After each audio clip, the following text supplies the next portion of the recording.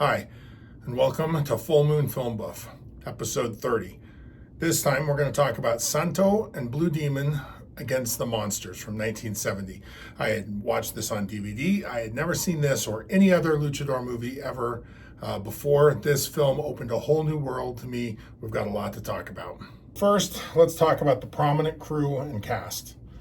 This film was directed by Gilberto Martinez Solares, written by Rafael Garcia Travisi, with the FX makeup by Maria del Castillo. This is the second time that we've run into Gilberto Martinez Solares, who also directed La Casa del Terror a decade earlier. The cast includes Santo, playing Santo, credited as Santo el Enmascarado de Plata. Blue Demon played Blue Demon. Ivan J. Rado played Otto Halder, credited as Jorge Rado. Carlos Ancira played Bruno Halder. Hetty Blue played Gloria Halder. Santanon played Waldo, credited as Rafael Aldrete Santanon. Vicente Lara played the Hombre Lobo, or Wolfman, credited as Vicente Lara Cacama. Tini Blas played Frankenstein, credited as Manuel Leal. Gerardo Zepeda played the Cyclops. David Alvizu played El Vampiro, or the Vampire. Fernando Rosales played La Momia, or the Mummy. Elsa Maria Taco played Sonia, or the Vampire Woman. And Yolanda Pierce played Fabiola, also a Vampire Woman. El Santo, aka El Enmascarado de Plata, was born Rodolfo Guzman Huerta. He was not a Mexican luchador enmascarado, or masked professional wrestler. He was the Mexican luchador enmascarado. He was also an actor and a legitimate folk hero. He was a cultural icon and a social phenomenon. Santo is considered one of the greatest legends in Mexican sports and is an iconic figure in Mexican culture. Santo's impact on Mexican society was enormous. He became a symbol of justice for the common man through his appearances in lucha libre films and comic books where he fought for justice. Santo was like a real-life superhero, similar to Superman, but with the difference that he was a real person that people could watch wrestle every week. Santo's wrestling career spanned nearly 5 decades, during which he won numerous championships. He also starred in 52 movies between 1958 and 1982, becoming a popular figure in Mexican cinema, where he defended average working-class people against various villains, including criminals, vampires, werewolves, and zombies. Santo's popularity extended beyond Mexico, gaining a following in the United States, France, and Spain during the 1960s and 1970s. Santo's legacy continues to this day. He was posthumously inducted into the WWE Hall of Fame in 2018 as a legacy inductee. Santo was known for never removing his mask, even in private company. When traveling on flights, he made sure to take a different flight than his crew to avoid having them see his face when he was required to remove his mask to get through customs. He had 2 wardrobes, one for Santo and one for Rodolfo. Santo's impact on lucha libre and Mexican culture cannot be overstated. He was a true legend and a beloved figure who will always be remembered as El Santo, the masked hero who fought for justice both in and out of the wrestling ring. He was buried in his iconic silver mask. Blue Demon, aka Alejandro Moreno, is also one of the biggest legends of lucha libre, second only to Santo in terms of popularity and influence both inside and outside of Mexico. If Santo is Superman, then Blue Demon is Batman. His wrestling career spanned 4 decades, and he appeared in 25 lucha libre films. He won multiple championships. Blue Demon is one of the few luchadors to actually defeat Santo in a series of matches that occurred in the early 1950s. Blue Demon was buried in his iconic blue and silver mask, having never been unmasked in public.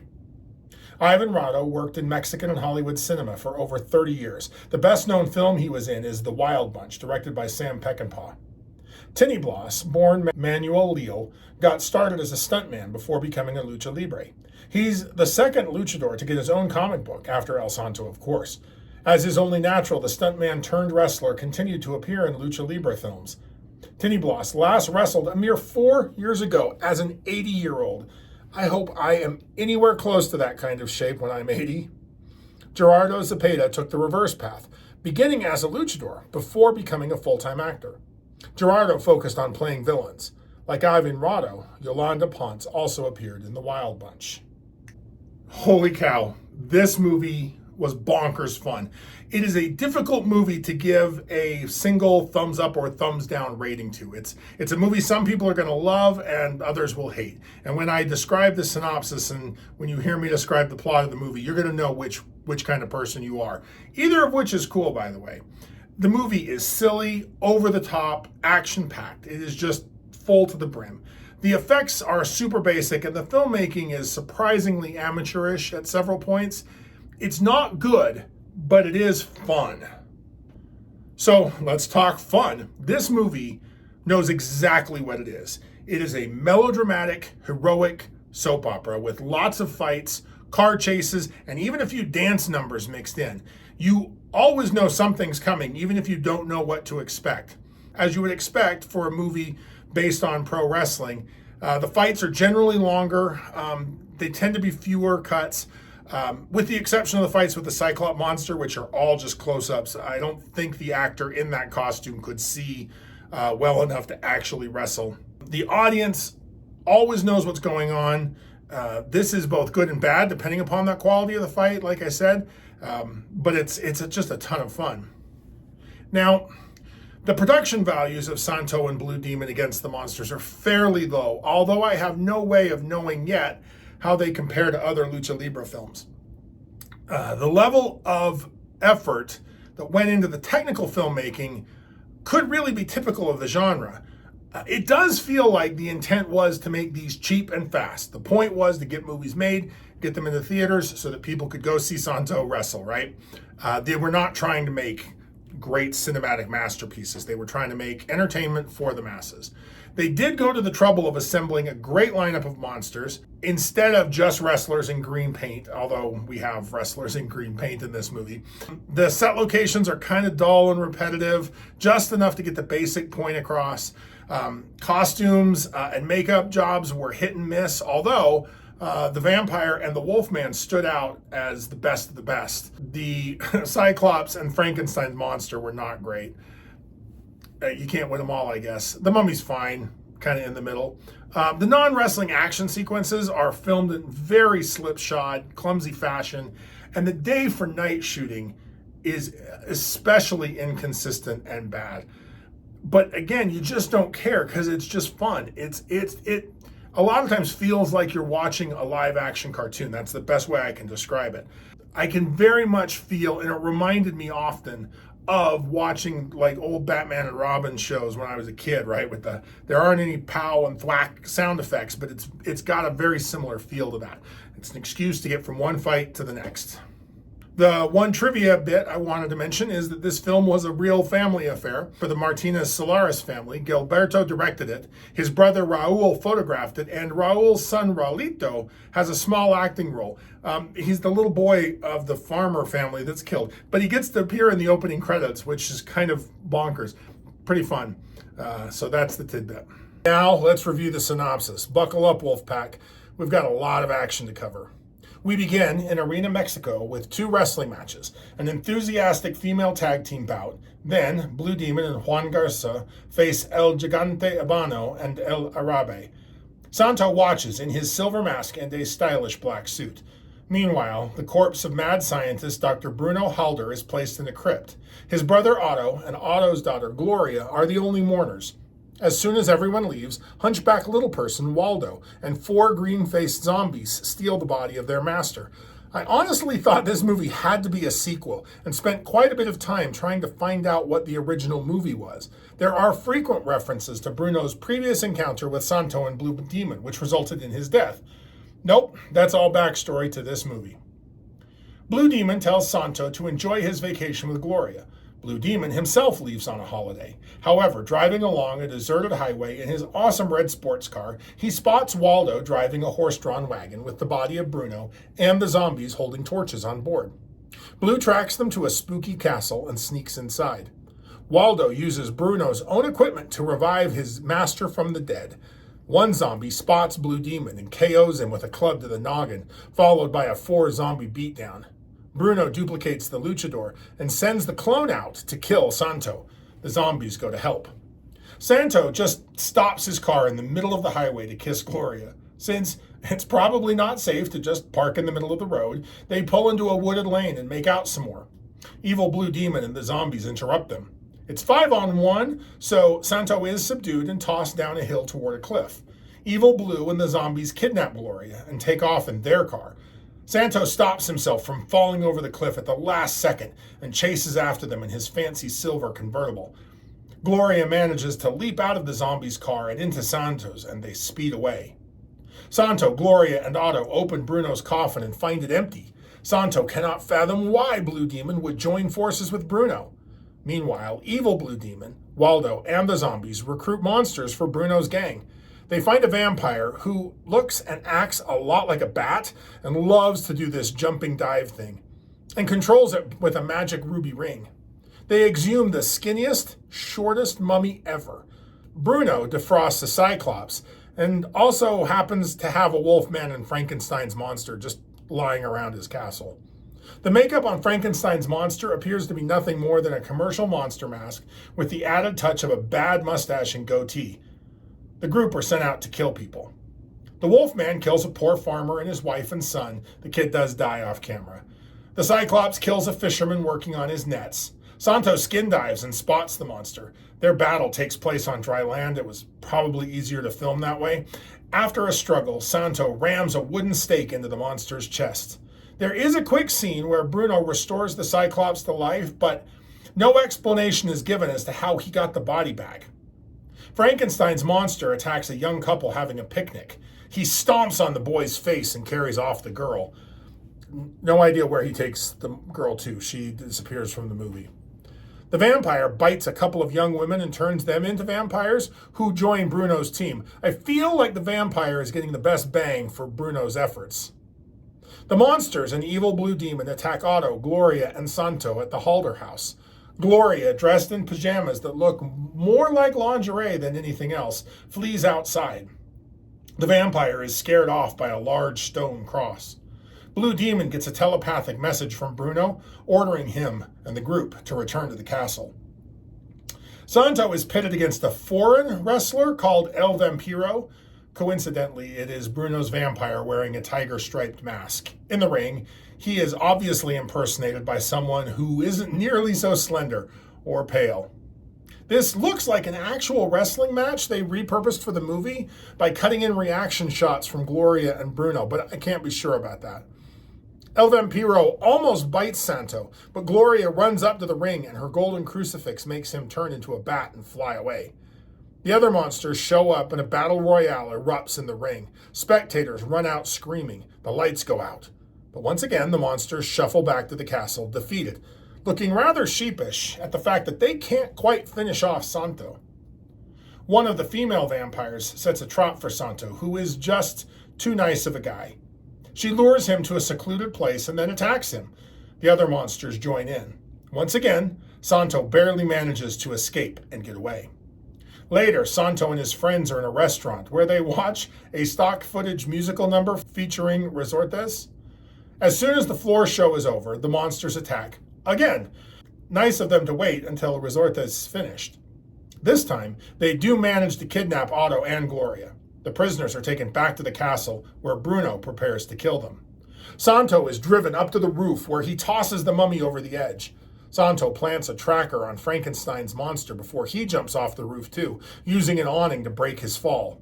Santo arrives at the castle, defeats the fake Blue Demon. He uses a spiked ball on a chain to whack him real good, then tosses the imposter off a cliff, turnabout being fair play. I'm not certain how the fight moved from indoors to outdoors so quickly, but it did. Santo frees Blue Demon, and together they wreck the lab, causing fires and explosions. The monsters do put up a fight, but Bruno and Waldo cowardly huddle together. Santo, Blue Demon, Otto, and Gloria escape as the castle goes up in flames. There is no transformation. We never see the werewolf transform. That said, I think the werewolf makeup job is the best makeup job in the movie, and actually pretty good on its own. He looks great. A little old. He looks a little old, but he looks great. And there's no werewolf lore. We don't know anything about where the werewolf comes from, why he's a werewolf, if he's weak to anything. He's obviously strong enough that he can wrestle Santo, but that's it. We don't know. The point isn't the werewolf. Now we're going to talk about lucha libre. Before we do, disclaimer, I'm not a wrestling guy. I have nothing against wrestling or wrestlers or wrestling fans. In fact, I really respect and admire the dedication and hard work that goes into professional wrestling. Wrestlers are talented athletes and performers. They act, they do their own stunt work. It's really pretty impressive. It's just that these storytelling techniques don't usually resonate with me.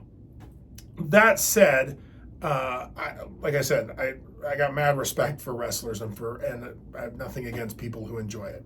So now let's talk a little about lucha libre, which means freestyle wrestling in Spanish. This is a unique style of wrestling that originated in Mexico. It originated clear back in the 19th century. The first luchador, Enrique Ugartechea, I'm sorry, I'm sure I mispronounced that, invented lucha libre in 1863, drawing inspiration from the Greco-Roman wrestling and circus strongman performances. However, it wasn't until the early 1900s that lucha libre started gaining popularity in Mexico.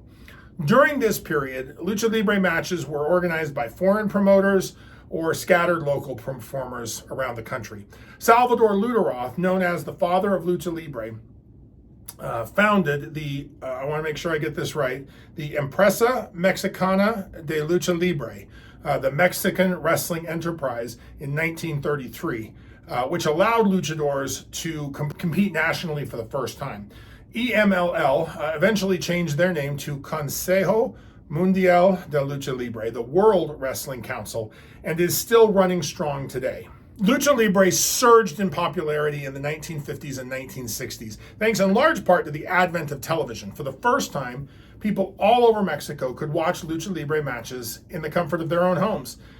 This increased exposure helped Lucha Libre become a mainstream sport in Mexico.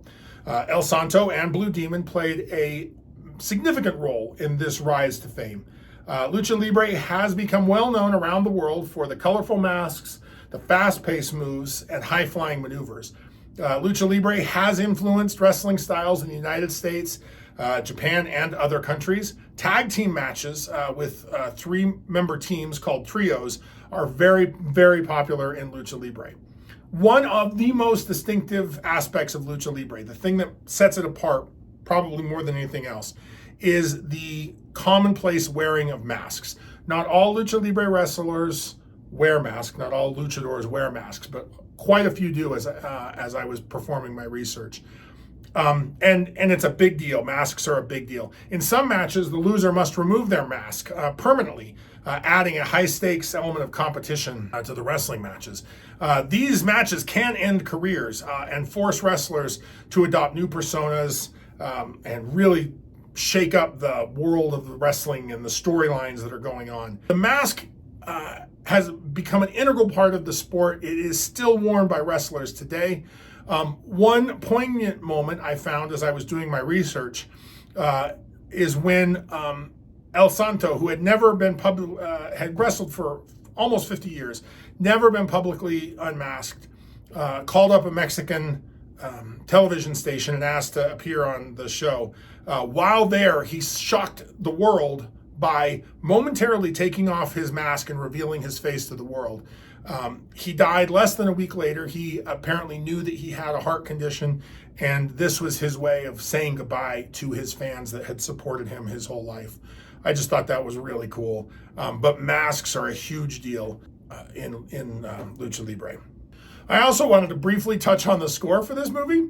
My wife even commented on it while I was watching it. She was like, that's a really interesting score. It's an interesting, it's a blend of surf rock and mariachi music. I don't have much more to add to it. I liked it. It was fun. It just didn't feel like anything I'd seen before in this project. Lastly, I want to mention Scarecrow Video. This video isn't sponsored or anything. I wish it was. If they would like to sponsor me, I would love that. I just want to mention a company that is really helping me frugally complete the Werewolf project. As I mentioned before, some films on my list are only available on physical media. They don't stream anywhere, And up to this point, I have bought DVD or Blu-ray copies of those movies, which range between $10 and $40 for the most expensive one. Now, that's fine when I end up owning a classic like Frankenstein's Bloody Terror, but it's less cool when I end up owning The Wolf of the Malvernors, a movie I'll probably never watch again. I was recently reminded that I could have been, and should have been, renting those DVDs from Netflix, who, when they still had Netflix DVDs by mail. But bad timing, right? I was reminded when they announced they were canceling that service. But it did get me looking into an alternative. I was like, there's got to be another alternative out there. And what I found was Scarecrow Video. Scarecrow Video is a nonprofit organization focusing on film history and the rental of physical media, including through the mail. They have a absolutely huge selection, over 132,000 titles. That's more titles than Netflix, Hulu, and Amazon Stream combined. This is the first movie that I rented from Scarecrow Video, and I can already tell that they are going to be a huge help in completing this project. So thank you, Scarecrow Video. So if you like lycanthropes, like, share, and subscribe. Next time, I plan on discussing Werewolves on Wheels from 1971. So keep your eye on the moon, silver bullet in the chamber, and we'll see you back here next episode.